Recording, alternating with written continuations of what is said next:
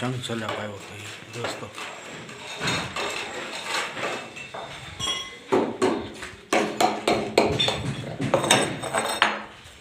હું રાજુભાઈ બે શબ્દ કઈ કહેવા સલાહ છે?